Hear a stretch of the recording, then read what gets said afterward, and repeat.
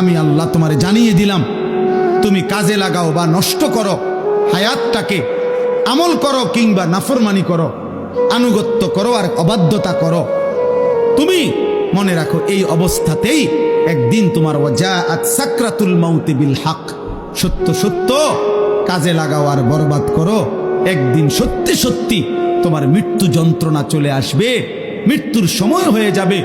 আর প্রত্যেক মানুষের মৃত্যুর সময় সর্বপ্রথম তার একটা মৃত্যুর যন্ত্রণা শুরু হয়, এটারে সাকরাতুল মাউত বলে। এরপরে আজরাইল আইসা মালাকুল মউত তার জান কবজ। আল্লাহ আমারে মনে করাই দিছে, আনিস আমি তোমাকে সৃষ্টি করেছি। 2 নম্বর আল্লাহ আমাকে বলতেছে, আনিস তোমার অন্তরের গভীরে যেই কথা আসা যাওয়া করে কল্পনাগুলোও আমি জানি। 3 নম্বর তোমার রক্তের শিরা উপশিরায় আমি আল্লাহ তাআলা তার চাইতে বেশি কাছে আছি। এবার 4 নম্বরে আল্লাহ বলেন, ইজিয়াতালাক্কাল মুতালাক্কিয়ানে আনিল ইয়ামিনি ওয়া আনিশ শিমালি কাঈদ। আল্লাহ বলে, বান্দা 4 নম্বরে মনে রেখো 24 ঘন্টা তোমার ডানে এবং বামে আমার 2 জন ফেরেশতা আছে। আছে? কথা বলে না? আছে তো? ওরা লিখছে। এই 4টা হল। 5 নাম্বার, মা ইয়ালফিজু মিন কাউলিন ইল্লা লাদাইহি রাকিবুন আতীদ।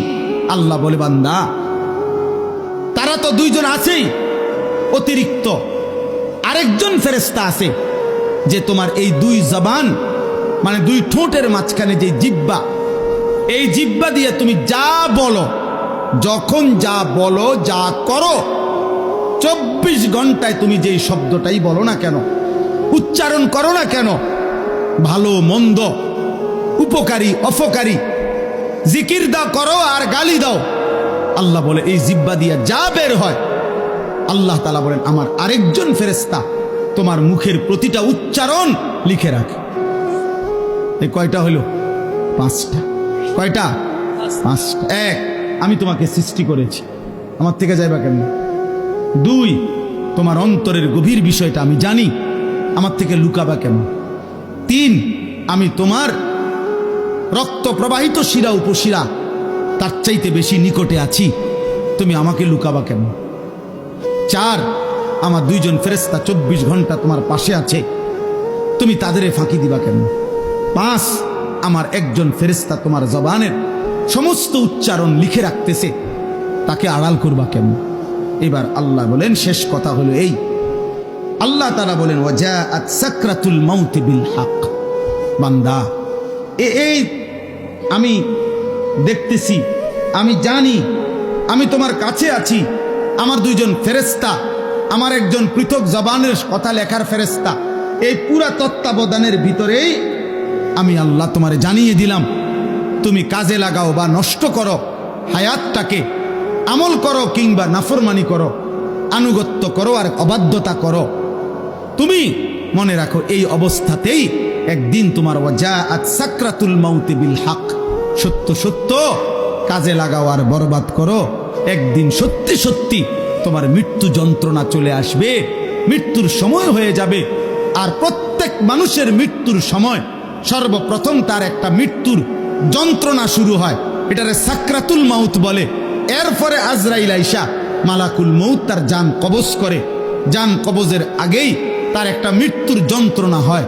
আল্লাহ বলে, যালিকা মা কুনতা মিনহু তাহিদ। এই মৃত্যু যন্ত্রণা থেকেই বান্দা, এই মৃত্যু থেকে তুমি গত 40 বছর, 30 বছর, 60 বছর পলায়ন করতে চেয়েছিলে, কিন্তু সেই মৃত্যু যন্ত্রণা শুরু হবে, মৃত্যুর সময় আসবেই আসবে। হাসলেও মরে যাবা, কাঁদলেও মরে যাবা, সুখে থাকলেও মরে যাবা, দুঃখে থাকলেও মরে যাবা, রাজপ্রাসাদের অট্টালিকায় থাকলেও মরে যাবা, জীর্ণ কুঠির কুড়ে ঘরে থাকলেও মরে যাবা। জীবনে কোনোদিন দুঃখ যদি না পাও তবুও মরে যাইবা, জীবনে কোনোদিন সুখও যদি না পাও তবুও মরে যাবা, কোনোদিন যদি না হাসো তাইলেও মৃত্যু হবে, কোনোদিন যদি না কাঁদো তাইলেও মৃত্যু হবে। 7টা মহাদেশের মালিক হলেও মরে যাবে, কোনো কিছুর মালিক না হলেও মরে যাবে। প্রিয় বন্ধু, শুধু মৃত্যু না ভাইয়া, একটা সাংঘাতিক কথা, এই শেষ কথাটা মনোযোগ দিয়ে শুনেন। সাকরাতুল মাউত মৃত্যু যন্ত্রণা, প্রত্যেক মানুষের মৃত্যুর যন্ত্রণা হবে, এটা আল্লাহর ফয়সালা, সে নবী হোক উম্মত হোক। পৃথিবীর সর্বশ্রেষ্ঠ নেককার হোক আর পৃথিবীর সর্বশ্রেষ্ঠ কাফের হোক, নাফরমান হোক, মৃত্যু যন্ত্রণা সবার হবে। তিনি নবী হন আর উম্মত হন, মৃত্যু যন্ত্রণা সবার হবে। আমাদের প্রিয় নবী সাল্লাল্লাহু আলাইহি ওয়াসাল্লামেরও সাকরাতুল মাউত মৃত্যু যন্ত্রণা ছিল, বিশুদ্ধ হাদিসের মধ্যে আছে। ইমানদারেরও মৃত্যু যন্ত্রণা হয়, নাফরমানেরও মৃত্যু যন্ত্রণা হয়। বাকি একটু পার্থক্য হইল, ইমানদারের মৃত্যুর যন্ত্রণা যখন শুরু হয়, খুদার কসম ইমানদার তখন খুশিতে আনন্দে উৎফুল্ল হয়ে যায়, আর দিল দিয়া তখন ভাবে আমার বন্ধুর সাথে মোলাকাতের সময় হয়ে গেছে। গত 40 বছর আমি যারে ডাকতাম দিবানিশি, আমার সেই মহান মাওলা, আমার মালিকের সাক্ষাতের টাইম হয়ে গেছে। এজন্য মুমিনের মৃত্যু যন্ত্রণা তার কাছে আনন্দকর, আনন্দকর, মজাদার, তৃপ্তিদায়ক। কারণ সে বুঝে এবার আমার মাহবুব, এবার আমার মাওলা, এবার আমার আল্লাহর সাথে আমার সাক্ষাৎ হবে। কিন্তু প্রিয় ভাই, আমি এই কথাটাই শুধু বুঝাইতে চাই, তাফসীরের মধ্যে আছে কোন নাফরমানের, কোন পাপী আল্লাহর প্রতি ঠিক মতো ঈমান নেয় নাই, হারামের উপরে ছিল, চুরি, ডাকাতি, জিনা, ব্যভিচার, মদ, জুয়া, সুদ, ঘুষ, কিস্তি, মা বোন বেপর্দা, বেহায়া, নাটক, সিনেমা, নাচ, গান, অশ্লীলতা, বেহায়াপনা, হারাম উপার্জন, এভাবে যে ব্যক্তি জীবন কাটাইছে, একটা উদাহরণ শুধু তাফসীরের মধ্যে লিখছে। ভাইয়া, এই উদাহরণটা শুধু শোনো, ছেলেরাও, বাবারাও, আমিও। এই পৃথিবীতে যদি কেউ, কিতাবে লিখছে যে 900 বছর একটানা, মনে করেন কেউ পৃথিবীতে হায়াত পাইছে, কয়শো বছর? এই 900 বছর সে আল্লাহর নাফরমানি করছে, আল্লাহর অবাধ্যতা করে গেছে। কিন্তু 900 বছরে 1 সেকেন্ড কোনোদিন তার কষ্ট হয় নাই, কোনোদিন সে কোনো দুঃখ, কষ্ট, বেদনা পায় নাই। মনে করেন, ধরে নেন 900 বছরে কোনোদিন কষ্ট কাকে বলে, দুঃখ কাকে বলে, যন্ত্রণা কাকে বলে সে বুঝে নাই, সে বুঝে নাই। খোদার কসম, তাফসীরের মধ্যে লিখছে, এমন ব্যক্তি 900 বছর টানা নাফরমানি করে কিন্তু কোনোদিন যে এক বিন্দু কষ্ট পায় নাই, ওই ব্যক্তিরও 900 বছর পরে যখন মৃত্যুর যন্ত্রণা শুরু হবে, আল্লাহর কসম, কসম খোদার তাফসীরে লিখছে, 1 সেকেন্ডের মৃত্যু যন্ত্রণা শুরু হলেই ওই নাফরমান তার 900 বছরের দুনিয়ার বেঁচে থাকার হায়াত, সুখ আর আনন্দ 1 সেকেন্ডেই ভুলে যাবে।